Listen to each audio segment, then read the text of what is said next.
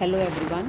बेटा हम issue of debenture का चैप्टर कर रहे हैं। तो हमने issue of debenture at par वाला सम, एट प्रीमियम वाला सम और एट डिस्काउंट वाला सम इतना हम कर चुके हैं।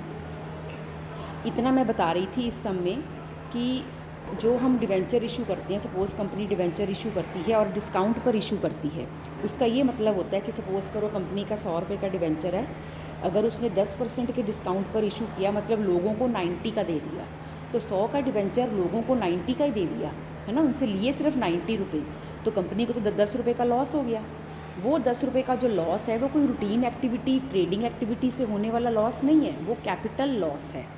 और वो कैपिटल लॉस क्या है, उसी साल कंपनी ने राइट ऑफ करना है।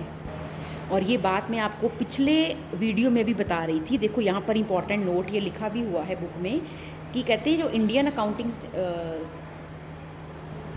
में जो काउंटिंग स्टैंडर्ड इशू होते हैं, जो ICAI इंस्टीट्यूट इशू करता है, उसमें काउंटिंग स्टैंडर्ड नंबर 16 जो बोरोइंग कॉस्ट का, उसमें ये लिखा है कि जो loss on issue of debenture है या जो ये discount on issue of debenture है, इसको जिस साल में ये लॉस इनकर हुआ उसी साल में हमने इसको राइट ऑफ कर देना है।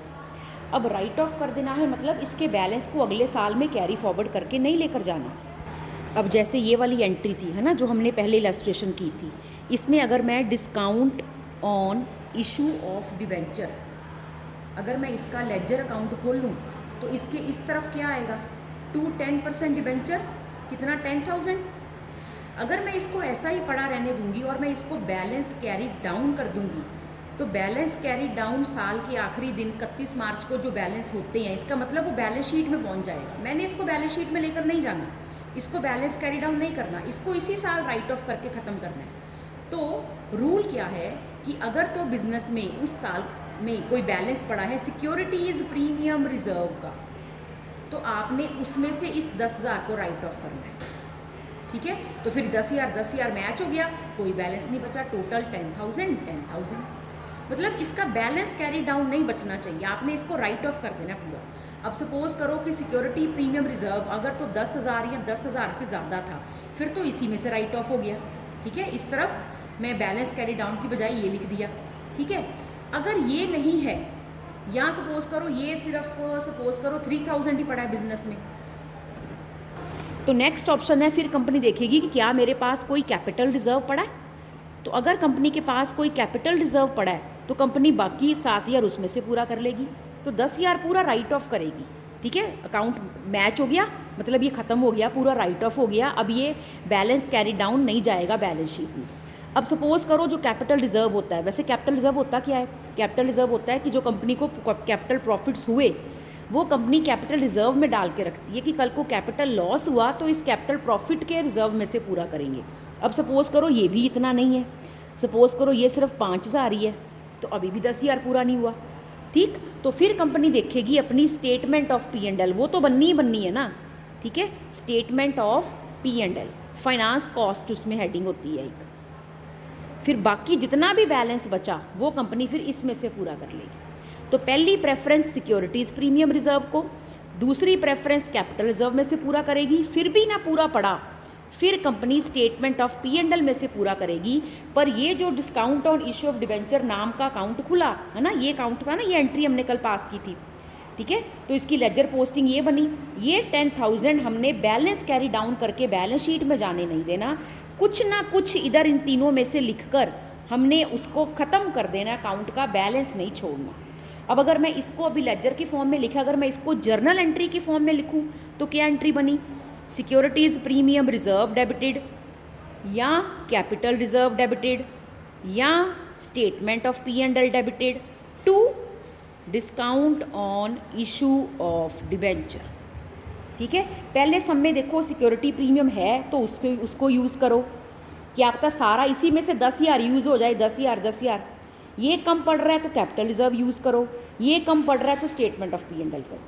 ठीक है, अगर सम में ये दोनों नहीं है, ठीक, तो स्टेटमेंट ऑफ P&L तो हर साल बनती है, तो स्टेटमेंट ऑफ P&L को यूज़ करो, उसमें से पूरा 10,000 राइट ऑफ करो, पर राइट ऑफ पूरा 10,000 करना है, छोड़ना नहीं है। अब जो कल हमने ये सम किया था, इस सम में मार्च 31 को, क्योंकि ये वाली एंट्री तो साल के एंड में होगी, कहा हो ना कहा हो, ठीक है, आपने क्या करना है, डिस्काउंट को राइट ऑफ तो करना है ना, ठीक है। अब इस सम में कोई हिंट नहीं था, बस ये था कंपनी ने डिवेंचर इशू किए, डिस्काउंट पर इशू किए।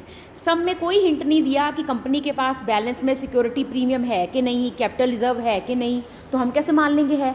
पर स्टेटमेंट ऑफ P&L कि जैसे +1 में आपका ट्रेडिंग P&L अकाउंट बनता था, वो तो हर साल बनना ही बनना है, तो प्रीमियम और कैपिटल रिजर्व की तो कोई इन्फॉर्मेशन नहीं है, तो फिर सारा का सारा आप कहाँ से यूज़ करोगे, स्टेटमेंट ऑफ P&L को। तो statement of profit and loss, finance cost debited to discount, ये डिस्काउंट यहाँ डेबिट हुआ था ना, इसे क्रेडिट कर दिया तो ये अकाउंट बंद हो गया, ठीक है। Being discount on issue of debentures return of. अब ये देखो, जैसे बुक में एग्जांपल है कि Intel limited issue 10,000 7% debentures of ₹100 each at a discount of 10%। 10% मतलब फेस वैल्यू का 10% करूँगी, ₹10 का डिस्काउंट हो गया, ठीक है। और it has securities premium reserve of 1,50,000। तो आपको सम में बता दिया गया कि कंपनी के पास सिक्योरिटी प्रीमियम रिजर्व 1,50,000 का पड़ा है, ठीक है। तो और discount on issue of debenture फिर कितना हुआ, नेचुरली 10,000 का ₹10 यानी कि 1,00,000 हो गया। तो इसको राइट ऑफ कैसे करेंगे, अगर सिर्फ राइट ऑफ की एंट्री पूछी हो, इशू की एंट्री ना पूछी हो, तो क्योंकि सम में सिक्योरिटीज प्रीमियम रिजर्व है, कंपनी के पास है, तो कंपनी उसका इस्तेमाल करेगी।